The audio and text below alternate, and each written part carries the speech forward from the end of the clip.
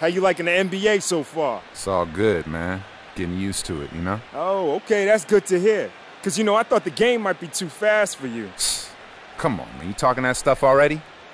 Look, man, when I start showing up on magazine covers, don't be jealous, all right? That's right? Yeah. How don't we make it a little challenge? Yeah. You outscore me tonight, I'll admit on social media that you're the better player. Which you won't. But if I outscore you, you're going to have to try to do the same. Man, that's the easiest bet I ever made. A word? Yeah. Oh. But you know what? I don't think it's fair, man. You even got any fans? Let's find out. Yo, what's up, guys? As you can see, we're playing against Jackson Ellis for the first time. We're matching up. He's on the Kings, as you might or probably don't remember from the draft. I honestly didn't even remember where he got drafted from. This just happened for the game. Next thing you know, I'm talking to Jackson Ellis, and here we are stripping Jackson Ellis in this game. And if you remember from last game, Denny was injured. I still don't know how he got injured, but he tweaked his ankle or his knee or something, so he's a little bit banged up. And as you saw, you might have not caught it. There's a dynamic goal for us. We have to score at least 20 points in this game while we're banged up. My overall dropped by 10.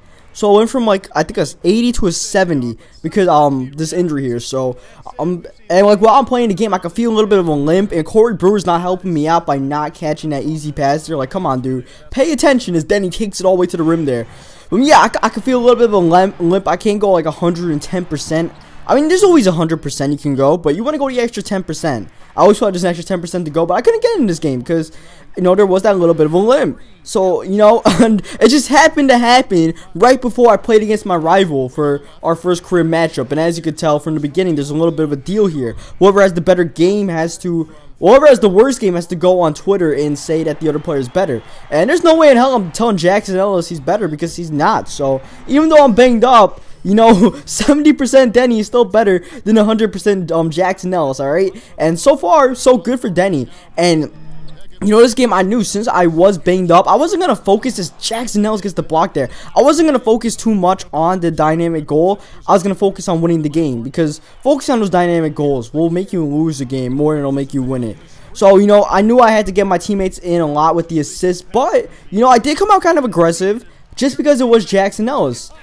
So I was like, you know what, maybe I should come out looking for my shot in a little bit. Look at this, driving all the way. Who says I'm injured? Does Denny tell you to look injured out there? He's driving it at will, already 16 points. He's about to get 20 before halftime here with the 8 assists. And we force a jump ball here. Denny's hustling all over the place and having a pretty good game. The only thing is my 3-point shot was off in this game. My long shooting was definitely not that good in this game. You see me trying to get a steal on Jackson Ellis, but Ellis pulls it up for 3 and hits it. And he's having a pretty good game so far. A lot of his points he scored was actually not with me guarding him. It was with, I think, Rubio guarding him. But yeah, Rubio. But still, he's having a pretty good game himself. And see Pekovic there taking it all the way.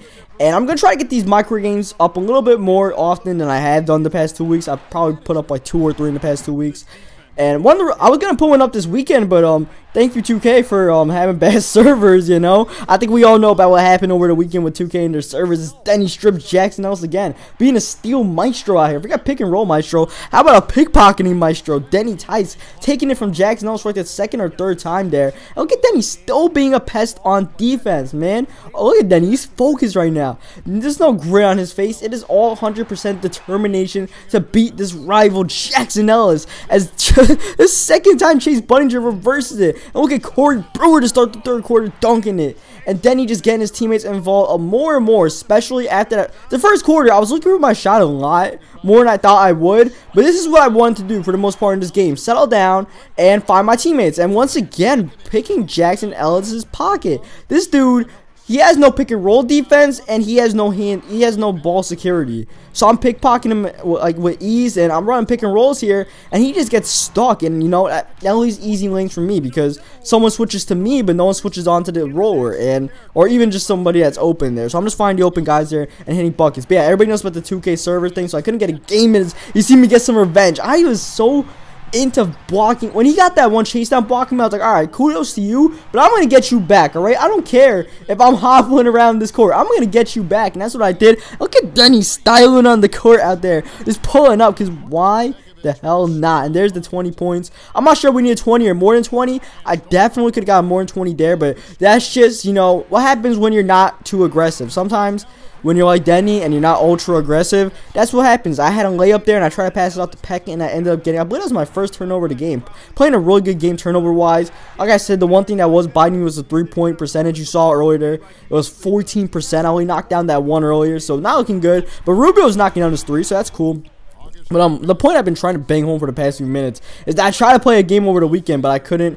But I eventually got some games in the other day, so I'm gonna try, especially now that I'm on break, I'm gonna try to get some 2K games in. Try to get you guys like at least, you know, I want to say 3 per week. That's my goal, 2 to 3 per week instead of, you know, 2 in the past 2 weeks. So hopefully we can accomplish that. And you see Denny getting his 4th foul here as we start the 4th quarter. So I'm going to be a little bit careful. I've definitely been pickpocketing and lobbing it at will out here. Look at Corey Brewer flying up for that. But yeah, I've definitely been pickpocketing at will. But it has come at a cost of a few chances there that I lost. A few games I lost by getting called by the refs there. So hopefully we don't foul out of this game. And look at that. He throws a bad pass, but it goes right back to Thornton there. And Thornton gets it all the way. And even though I'm playing a magnificent game out here, hobbled and all, it's still a close game because the Kings are still scoring all over the place. Like our bigs could not stop their bigs. That was the problem in this game, is Kevin Love cannot get the 3 to go. And then Corey Brewer somehow blows the easy layup there, trying to reverse it. But yeah, Landry and DeMarcus Cousins had their way in the paint. And one more time to block Jackson Ellis, just to one-up him. I had to get him back, and then I had to one-up him. That's the thing. You get him back, and then you one-up him. And look at that. Like, how many people do you see pass out of the open shot I did? Anybody else, take that 3-pointer, because it's open as we get the block there on Landry. But Denny, pull it up. And unfortunately, Love could not knock it down. So now here's where probably the most tense moments of the game start. In the 4th quarter, have the injury, and now you're thinking about fatigue. You know, I've been playing hard, and Corey Brewer, you gotta help me out by catching the open pass. Like, what's your problem, man? You can't get that to go? But then he's showing no fatigue so far in this 4th quarter.